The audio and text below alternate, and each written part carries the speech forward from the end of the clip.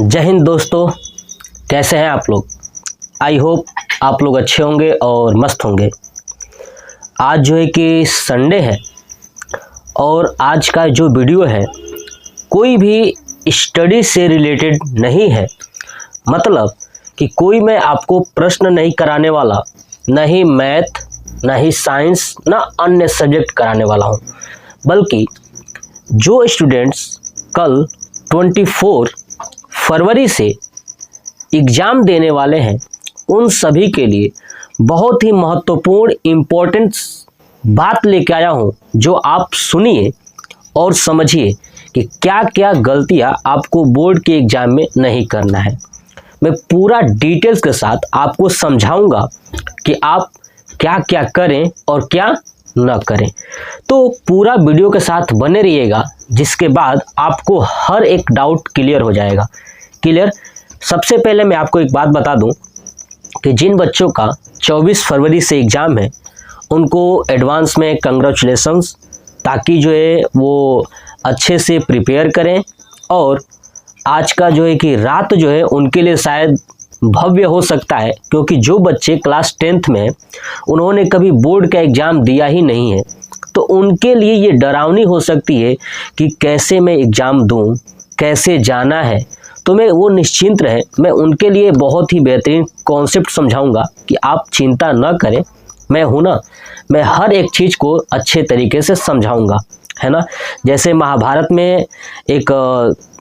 में सॉन्ग भी आता है ना कि यही रात अंतिम और यही रात भारी, है ना।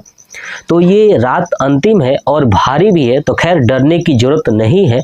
मैं आपके अंदर एक बेहतरीन कॉन्सेप्ट डेवलपमेंट करने वाला हूँ। अगर ये कॉन्सेप्ट देख लेते हो ना, तो आई थिंक जो बोर्ड के एग्ज़ाम देने वाले हो कल से, है ना, आप निश्चिंत हो जाओगे। तो चलिए वीडियो को स्टार्ट करते हैं और समझते हैं क्या क्या करना है। सबसे पहला प्रश्न ये बच्चों के मन में कि बोर्ड एग्ज़ाम में कब पहुँचे, है ना, कब पहुँचे। ठीक है, सबसे पहले यही मैं बता दूं कि आपका जो एग्ज़ाम स्टार्ट है वो 8:30 बजे से है ना, सुबह में, है ना, सुबह में 8:30 बजे से है। तो आप 1 घंटे पहले पहुँचे, यानी आप 7:30 बजे एग्ज़ाम सेंटर पे पहुँच जाए। कहाँ? एग्ज़ाम सेंटर पर। ठीक है, एग्ज़ाम सेंटर पर आप 7:30 बजे पहुंच जाए। अब बात आती है कि 7:30 बजे पहुंचे, क्या क्या लेके जाएं। तो मैं एक समझाता हूं। आप आज इस टाइम जितना आप स्टडी कर सकते हो स्टडी कर लीजिए। मॉर्निंग के टाइम में आपको क्या करना है कि सुबह उठिए, उठने के बाद पीछे जितनी भी टॉपिक्स आपने पढ़ा है वो टॉपिक्स देखिए। जो टॉपिक्स आपको कभी कंफ्यूजन हुआ हो, है ना, उस टॉपिक्स को ही केवल देखिए। जो आपको कंफर्म याद है उन टॉपिक्स को न देखें, क्योंकि टाइम नहीं बचेगा आपके पास। सिर्फ वो टॉपिक देखें जो टॉपिक्स में आपको कंफ्यूजन हुआ हो। अब आप उसको प्रिपेयर करिए, देख लीजिए। देखने के बाद आपको 7:30 बजे तक पहुंच जाना है। इसका मतलब कि आप के घर से एग्ज़ाम सेंटर जरूर आपने देख लिया होगा कि कितनी दूरी पर है। आप उसके हिसाब से अपने घर से निकल सकते हैं। प्लस 15 to 30 मिनट, है ना, 15 से 30 मिनट ये मान के चलें कि अगर आप साइकिल से जा रहे हो या बाइक से जा रहे हो तो कंडीशन कुछ भी हो सकता है ना। ऐसा मैं नहीं कह रहा, क्योंकि ये नेचुरल चीज़ें हैं। जो बनाई गई हमारी साइकिल है आर्टिफिशियल, है ना, वो कभी भी ख़राब हो सकती है, बाइक कभी भी ख़राब हो सकती है। तो 15 to 30 मिनट हमें एक्स्ट्रा लेके चलना ही पड़ेगा, ताकि कवर कर किया जा सके, है ना। अगर आपकी भगवान ना करे आपका बाइक ख़राब हो जाए, साइकिल ख़राब हो जाए, फिर आप पहुंच नहीं पाओगे टाइम से। तो सबसे इम्पोर्टेंट बात यही है कि 15 से लेके 30 मिनट तक आप एक्स्ट्रा टाइम लेके चलें। ठीक है, और आपको एग्ज़ाम सेंटर पे 7:30 बजे पहुंच जाना है।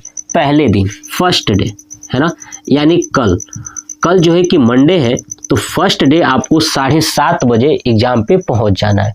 इससे फ़ायदा क्या होगा, जब आप टाइम पे पहुंचोगे तो आपके जो अंदर दिल की धड़कनें हैं ना, वो बहुत कम हो जाएगी। अगर आप जितना लेट पहुंचोगे उतनी दिल की धड़कनें बढ़ती जाएगी और आपके दिमाग के ऊपर प्रेशर बनता जाएगा और आप जो चीज़ पढ़े हो वो सब भूल जाओगे। ठीक है, ये पॉइंट्स याद रखिए। तो सबसे इम्पोर्टेंट 7:30 बजे पहुंचिए पहले दिन, ठीक है, ताकि आप वहाँ के विद्यालय के आसपास की चीज़ों को देख सकें, वहाँ कैसे क्या हो रहा है, कौन से टीचर्स कैसे एग्जाम सेंटर के अंदर एंट्री करा रहे हैं, ये सब आप उस चीज़ को एब्जॉर्ब कर लोगे, जिसके कारण आपके शरीर के जो हार्ट है ना, वो बिल्कुल रिलैक्स हो जाएगा। वरना जितना आप लेट पहुँचोगे उतना आपकी दिक्कत होगा, आपको प्रॉब्लम्स होगी। क्लियर? चलिए, तो ये बात समझ में आ गई कि 15 से 30 मिनट आप लेके चलिएगा कि साइकिल बीच में खराब ना हो जाए। ठीक है, तो ये पॉइंट याद रखिएगा। पहले दिन आपको 7:30 बजे तक पहुंच जाना है। कम से कम लेट हो भी तो आप 7:40 तक पहुंचिए, लेकिन ज़्यादा लेट ना करें। जितना ज़्यादा आप लेट करेंगे, यानी एक मिनट अगर आप लेट करते हो ना, 1 मिनट भी अगर लेट करते हो तो 1 मिनट की कीमत आपको हार्ट को भुगतना पड़ेगा। यानी आपके हृदय में जो पंपिंग प्रक्रिया होगी ना, वो बहुत फास्ट हो जाएगी, जिसके कारण आपने जो भी चीज़ें पढ़ा है ना, वो दिमाग से आउट होने लगता है डर से, है ना। डर बहुत ज़्यादा लगता है, तो डरना नहीं है। डर को कम करने के लिए आपको 7:30 बजे तक पहुँच जाना है, बिल्कुल रिलैक्स होके। अब क्या करिए, अगर मान लीजिए कि आपके साथ कोई गार्जियन है, ठीक है, तो आप मॉर्निंग में जब 7:30 बजे पहुंचेंगे तो आपके पास सीरीज होगा। अगर सीरीज लेके गए हैं तो मैं कहूँगा कि सीरीज न ही लेके जाएं। बोर्ड एग्जाम में कोई फ़ायदा नहीं होता है, एग्जाम सेंटर से पहले जाके आप पढ़ लेंगे, कुछ नहीं पढ़ पाएंगे, सिर्फ आप दिखावा करेंगे एक दूसरे को देख के कि भैया सब पढ़ रहे हैं, हम क्यों नहीं पढ़ेंगे, तो खोल के बैठ जाएंगे। सिर्फ दिखावा है, पढ़ाई कुछ नहीं होगा उस टाइम। ठीक है, तो आप न लेके जाएं, ठीक है, ये सबसे बेहतर है कि न लेके जाएं और किसी दूसरे की बातों पे फोकस ना करें। जब आप पहुंचे ना तो बिल्कुल रिलैक्स रहें, किसी से बोले नहीं, बात ना करें, है ना, क्योंकि पहला दिन है आपको। और ये क्लास 10 वाले बच्चे जो होते हैं ना, क्लास 10th में है, जो बच्चे क्लास 10th में है उनके लिए प्रॉपर ये बेहतरीन गाइडेंस है। जो बच्चे 12 में है वो तो एग्ज़ाम दे चुके हैं, उन्हें कोई दिक्कत नहीं है, उन्हें सीख चुके हैं कि हमें कैसे एग्ज़ाम देना है। लेकिन जो 10 वाले बच्चे हैं ना, उनके लिए बड़ी डाउट होता है कि हम कैसे दें। ठीक है, तो ये बात समझ में आ गई कि आपको कब पहुँचना है, कैसे पहुँचना है। बात क्लियर? चलिए, अब आप एग्ज़ाम सेंटर के अंदर जब एंट्री कर जाए, है ना, एंट्री कर जाए तो सबसे पहले आप देखोगे कि जब एग्जाम सेंटर के गेट पे ही रहोगे तो आपका रोल नंबर चस्पा किया गया होगा कि इस व्यक्ति के रोल नंबर यहाँ से लेकर के यहाँ तक रूम नंबर इसमें है। तो सबसे पहले आप अपने रोल नंबर का मिलान कर लें कि आपका किस रूम में है, उस रूम में चले जाएं। उस रूम में जाओगे तो अपना रोल नंबर देखें और अपने सीट पे बैठ जाएं। ठीक है, और सीट के आसपास चेक कर लें कहीं ऐसा तो नहीं कि कोई ऐसा कागज हो जो अनावश्यक हो, वरना आपके लिए प्रॉब्लम हो सकता है जब एग्जामिनर आए चेक करने के लिए तो आपको कहे कि आपने ये रखा है, बट आपने तो देखा ही नहीं उस चीज़ को, नकल सामग्री जिसको कह सकते हैं ना। तो वो चीज़ें आप अपने पास है उसे बाहर कर दीजिए, है ना। आपके पास ना ही है तो भी आपके अगर जिस बेंच पे बैठे हो उस बेंच के आसपास अगर दिखाई देता है उसे हटा के बाहर कर दें। क्लियर? चलिए, अब एग्जामिनर सेंटर में पहुंच गए, आप क्लासरूम में बैठ गए। बैठने के बाद जब आपके सामने कॉपी दी जाएगी तो आपका जो रोल नंबर होगा वो जब कहा जाएगा कि रोल नंबर को अंकों में भरिए, तो जैसे मान लीजिए कि आपका रोल नंबर है ऐसे 3235462991 ऐसे रोल नंबर है। ठीक है, मान लीजिए कि रोल नंबर है, तो अनुक्रमांक जो लिखा होता है अंकों में तो ये लिख दीजिए। जहां लिखा गया होगा शब्दों में, क्या लिखा गया होगा शब्दों में, तो शब्दों में आपको कैसे लिखना है ध्यान से सुनिए। ये नहीं कि आप यहाँ पे पढ़िएगा कि इकाई, दहाई, सैकड़ा, हजार, 10,000, लाख, 10 लाख, करोड़, है ना, ऐसा नहीं। ठीक है, कि 2,35,46,4291 ऐसे नहीं लिखना है। क्या लिखना है, आगे क्या है 2 तो लिखेंगे 2, फिर कामा, क्या है 3 तो लिखेंगे 3, ठीक है, फिर कामा, क्या है 5 तो लिखिएगा 5, फिर क्या है कामा 4 तो लिखेंगे 4, फिर कामा, क्या है 6 तो लिख दीजिए 6।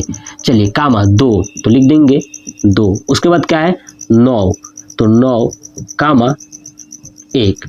अगर आपने अभी तक अपने रोल नंबर का प्रैक्टिस नहीं किया है हिंदी लिखना तो कर लीजिएगा, ठीक है, बिल्कुल कर लीजिएगा। जब आप कर लोगे ना तो बड़ी ही आसानी से कर पाओगे, तो ये चीज़ करना है।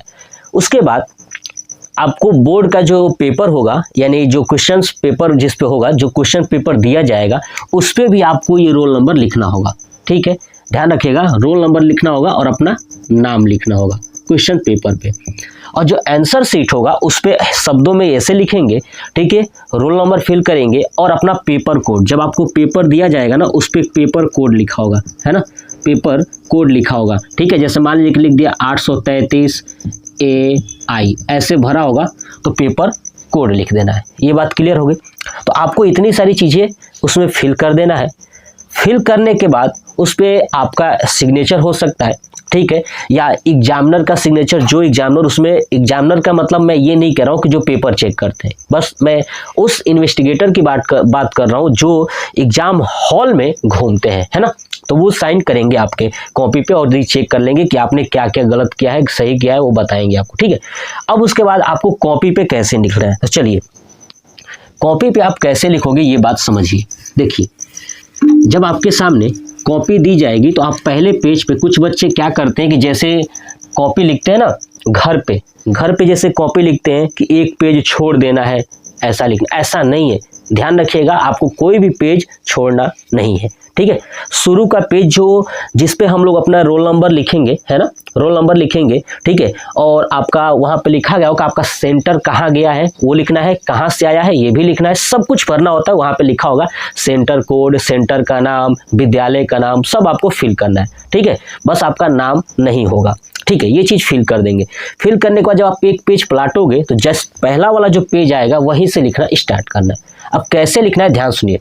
बहुत सारे बच्चे क्या करते हैं कि जो उन्हें पेपर दी जाती है ना, यानी जो क्वेश्चन पेपर दी जाती है उसके साइड में क्या करते हैं, दोनों तरफ स्केल लगा के ऐसे लाइनिंग करेंगे। ध्यान सुनिए, क्या करेंगे समझिए कि ये मेरे पास एक पेपर है ना, यानी ये आंसर शीट है, तो ये आंसर शीट है, तो इस पर क्या करेंगे बच्चे कि यहाँ पे स्केल लगा के इसके लाइनिंग खींचेंगे, है ना, ठीक है।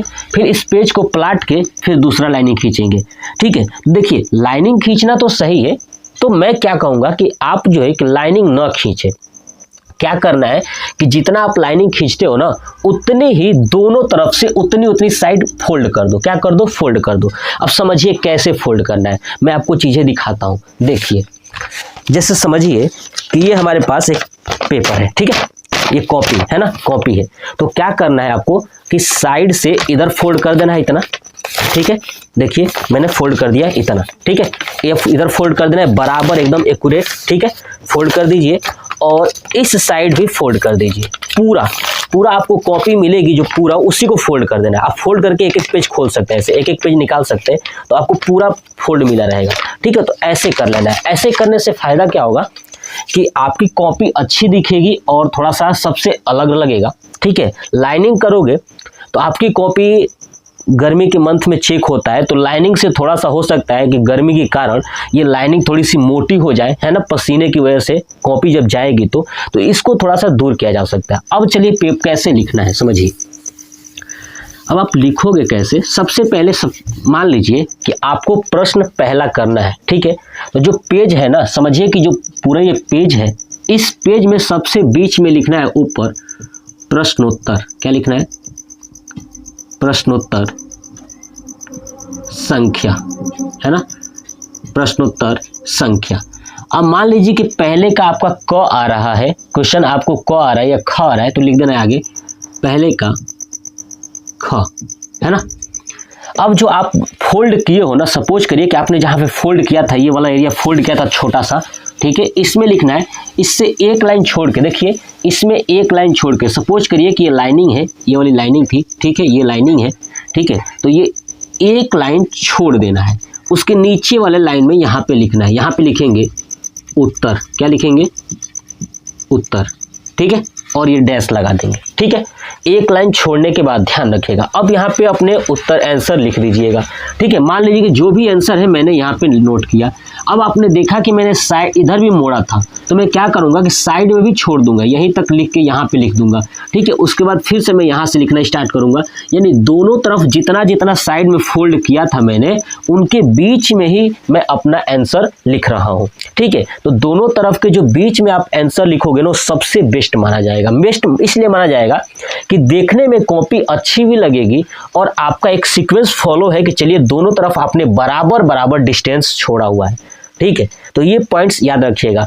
अब क्या होता है कि कुछ बच्चे नहीं छोड़ते हैं, तो खैर मैं कह रहा हूं कि आप छोड़िए या ना छोड़िए, लेकिन अगर आप छोड़ते हो तो बहुत ही अच्छा रहेगा। ठीक है, तो ये साइड में छोड़ दीजिए, इधर भी लेफ्ट में आप लिखिएगा उत्तर वगैरह। ठीक है, अब चलिए मान लीजिए कि इस प्रश्न का आंसर यहाँ पे कंप्लीट हो गया है ना, इस प्रश्न का आंसर यहाँ पे कंप्लीट हो गया।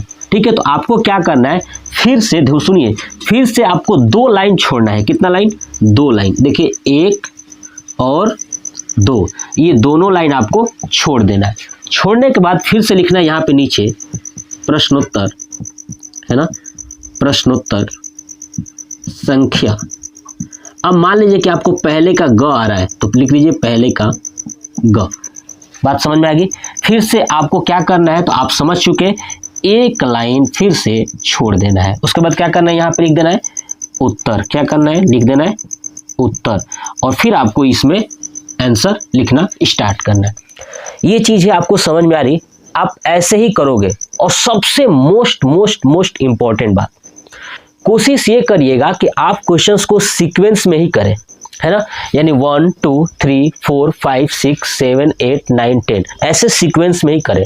हाँ, ये हो सकता है कि आपको सीक्वेंस में नहीं आता है, बट कोई नहीं आता है तो आप करिए, लेकिन अगर आ रहा है, ठीक है, अब बीच में एक नहीं आया तो उसका जगह छोड़ दीजिए, लेकिन बहुत सारे नहीं आ रहे हैं तो जगह मत छोड़िएगा। ठीक है, अगर मान लीजिए कि मुझे ख आ रहा है, ग नहीं आ रहा था, घ आ रहा है, तो मैं ग के लिए जगह बीच में छोड़ दूंगा, इसके जस्ट नीचे ही।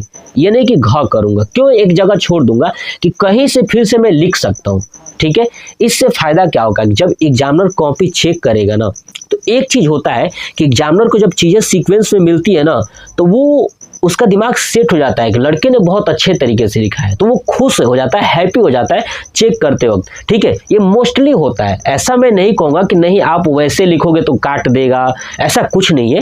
ठीक है, मोस्टली जैसे ये सीक्वेंस में लिखेंगे तो सीक्वेंस में बहुत फायदेमंद होता है, एग्जामिनर को चेक करने में आसानी होती है, और जब एग्जामिनर चेक करता है आसान लगता है उसे, थोड़ी सी आपकी जो रेपुटेशन है ना एग्जामिनर के नज़र में अच्छी हो जाती है और आपकी मार्क बढ़ने के चांस ज़्यादा रहते हैं। ठीक है, तो ये प्रोसेस आपको फॉलो करना है। और सबसे इम्पोर्टेंट, आपकी राइटिंग स्किल बहुत अच्छी होनी चाहिए। भाई ये राइटिंग स्किल अगर आपने अच्छा कर लिया, बार बार लिखिए, इतना लिखिए कि राइटिंग स्किल अच्छी हो जाए।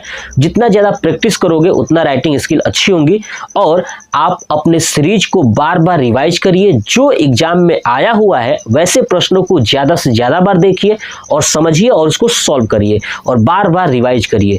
तो ये पूरा कॉन्सेप्ट अगर आप फॉलो करते हो तो बोर्ड एग्जाम में मैं गारंटी कहता हूं कि 95% से एबव 100% आएगा, है ना।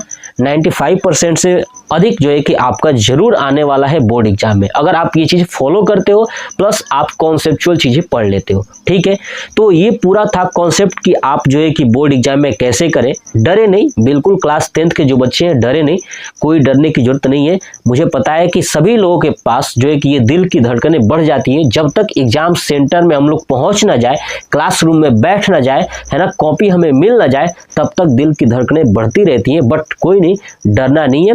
आप 7:30 बजे तक पहुंच जाइएगा, 1 घंटे पहले पहुंच जाइएगा, या कोशिश करिए कि आप 1.5 घंटे भी पहुंच जाए तो बहुत अच्छी बात है। 7 बजे तक भी पहुंच सकते हैं, लेट हो तो 7:30 बजे तक जरूर पहुंच जाइएगा। ठीक है, तो ये पूरा वीडियो आप देखने के बाद आपके मन के अंदर अगर डाउट नहीं क्लियर हुआ तो फिर आप कमेंट बॉक्स में कमेंट करिएगा। नेक्स्ट वीडियो में मैं चीज़ें आपको डाउट जो आपका प्रश्न होगा डाउट का, वो मैं सब क्लियर कर दूंगा। ठीक है, और कल जो एग्जाम देने वाले बच्चे हैं 24 फरवरी से, उनको फिर से पुनः एक बार मैं दिल से धन्यवाद देता हूं कि वो जाएं और अपना बेस्ट से बेस्ट एग्जाम में दें और आएँ और बताएं कि उनका कैसा पेपर हुआ वो कमेंट बॉक्स में कमेंट करके आप लोग जरूर बताइएगा कि आपका एग्ज़ाम कैसा गया।